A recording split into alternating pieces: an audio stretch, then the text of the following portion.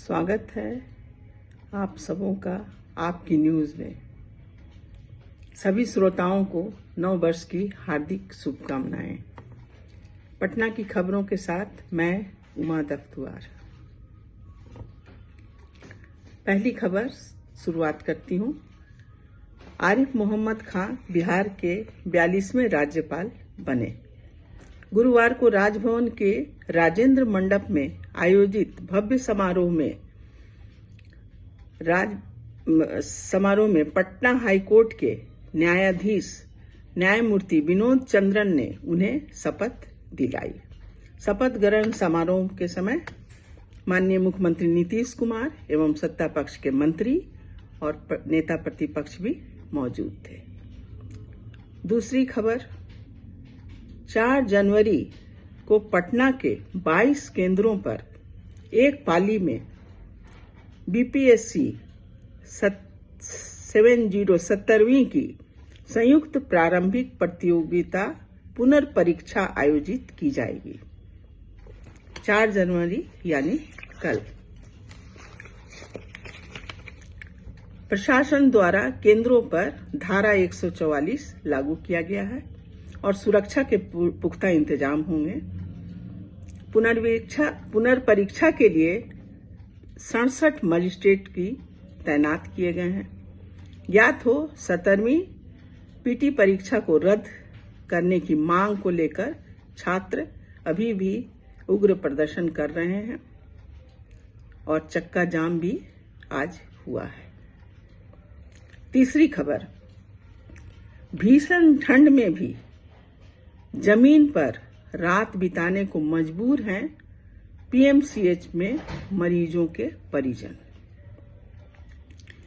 PMCH द्वारा प्रशासन द्वारा भर्ती मरीजों को कंबल और बेड तो उपलब्ध कराया जा रहा है, लेकिन उनके साथ आए परिजनों के लिए कोई इंतजाम वहां नहीं है और कोई आश्रय की व्यवस्था भी नहीं है। नतीजा ये है कि पीएमसीएच के अंदर ही कॉरिडोर में उनके परिजन जो हैं वो इस ठंड में भी ठिठुर रहे हैं।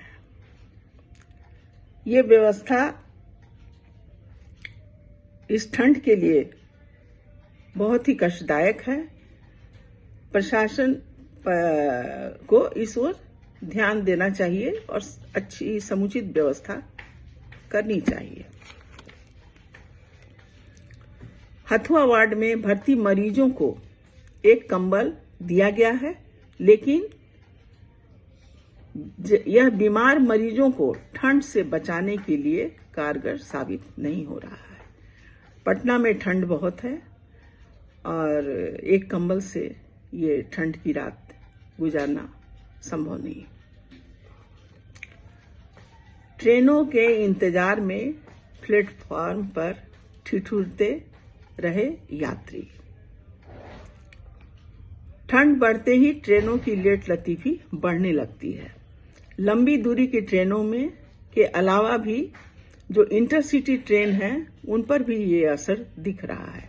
पटना जंक्शन सहित आसपास के स्टेशनों पर यात्रियों की भीड़ ट्रेनों के इंतजार में 5 से 6 घंटे तक समय काट रही है।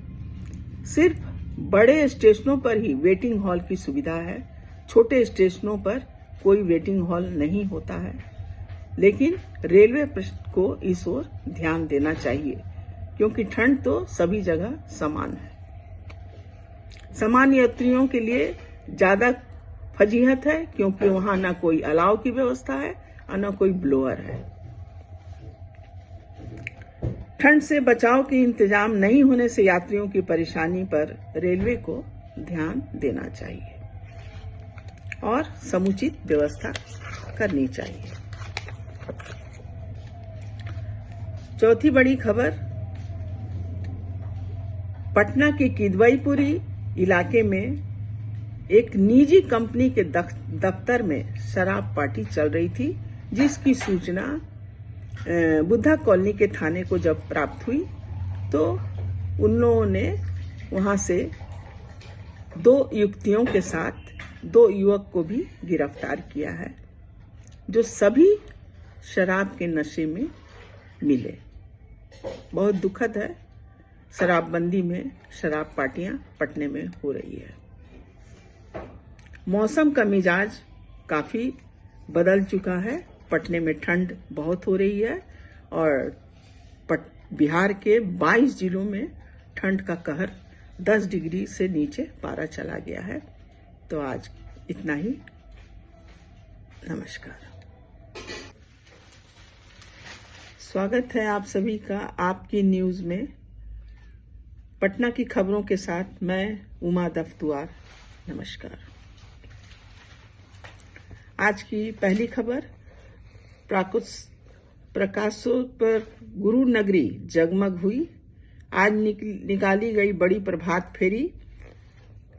प्रकाशोत्सव में शामिल होने के लिए विभिन्न प्रदेशों से सिख श्रद्धालु पटना साहिब पहुंच रहे हैं। रविवार को गायघाट गुरुद्वारा से निकलेगा भजन कीर्तन, नगर कीर्तन। कंगन घाट में लंगर शुरू हो गई है और इस कार्यक्रम का समापन सोमवार को होगा। दूसरी खबर, बिहार में प्रति व्यक्ति आमदनी बढ़कर 66,828 रुपये हो गई है। योजना एवं विकास विभाग के मंत्री एवं प्रधान सचिव ने सूचना विभाग में प्रेस कॉन्फ्रेंस कर यह जानकारी दी है। हालांकि बिहार की प्रति व्यक्ति आय राष्ट्रीय औसत से काफी कम है, लेकिन इसमें अपेक्षित बढ़ोतरी शुभ संकेत है। तीसरी खबर, चीन ने लद्दाख के क्षेत्र को अपना बताया। विदेश मंत्रालय के प्रवक्ता रणधीर जायसवाल ने शुक्रवार को साप्ताहिक प्रेस कॉन्फ्रेंस में यह जानकारी दी कि चीन के होटन प्रांत में 2 नई काउंटी जिले जैसी इकाई बनाए जाने पर भारत ने कड़ा विरोध जताया है। चौथी खबर, बिहार के पूर्णिया जिले के काझा नगर की घटना है। दुष्कर्म में असफल होने पर एक ग्रामीण डॉक्टर ने चाकू से महिला का पेट फाड़ डाला, जिससे महिला की आंतें बाहर निकल आई। बहुत दुखद है। महिला गंभीर स्थिति में, उसे निजी अस्पताल में उसका इलाज चल रहा है और पुलिस ने इस मामले में FIR दर्ज कर ली है और आरोपी की जांच और आरोपी को गिरफ्तार करने के लिए वो लगी हुई है, तलाश कर रही है। पटना के बेरिया में कचरे का अंबार निपटारे का कोई भी प्लांट अब तक नहीं लगा है।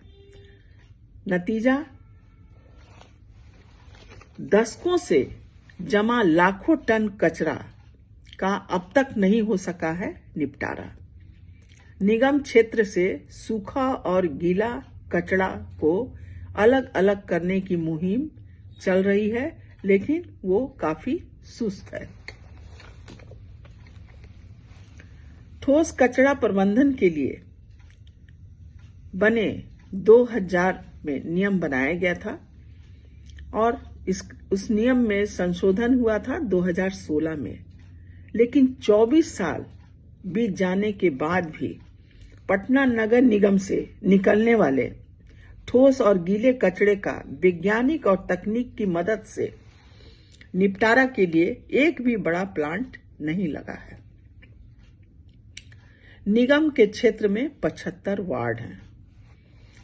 बायोगैस प्लांट, कचरे से बिजली बनाने के लिए प्लांट और पटना शहर का लीचेंट प्लांट, ये सब पटना शहर में इसके लिए इन योजनाओं का चयन किया गया था। ये सब बनना था, प्लांट, बड़े प्लांट पटने में लगने थे, लेकिन इसमें से एक भी धरातल पर नहीं उतर पाया है। बहुत दुखद है। इस कार्य होना चाहिए, क्योंकि कचरे का प्रबंधन बहुत जरूरी है। खतरनाक, एक बाइक पर 5 सवार, एक महिला, एक पुरुष और उनके 3 बच्चे। ये पटना के गांधी मैदान में ये तीनों कहीं जा रहे थे। ये सवारी जा रही थी, जिसमें ऐसा प्रतीत होता है कि खुल्लम यातायात के नियमों का खुल्लम खुल्ला उल्लंघन भी हो रहा है और बाइक पर इस तरह का सफर जानलेवा भी साबित हो सकता है। इस ओर प्रशासन को भी ध्यान देना चाहिए और व्यक्तिगत भी ये जिम्मेवारी बनती है कि हम इस तरह का काम ना करें। बिहार में सीएए के तहत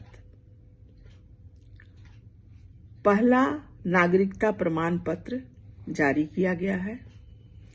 शुक्रवार को भोजपुर जिले की सुमित्रा रानी शाह, जिसने सीएए के पोर्टल पर प्राप्त आवेदन पत्र पर उन्हें यह प्रमाण पत्र जारी किया गया है। वो बांग्लादेश से आई हुई थी और बहुत दिनों से यहाँ रह रही थी।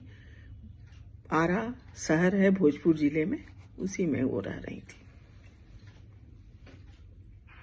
मौसम का मिजाज पूरे बिहार या देश कहिए शीतलहर की चपेट में है। पटना का न्यूनतम पारा 9 डिग्री सेल्सियस है और बिहार में सबसे ठंडक प्रदेश ठंडक जिला बांका 4.4 है और डेहरी वो भी 4.4 है।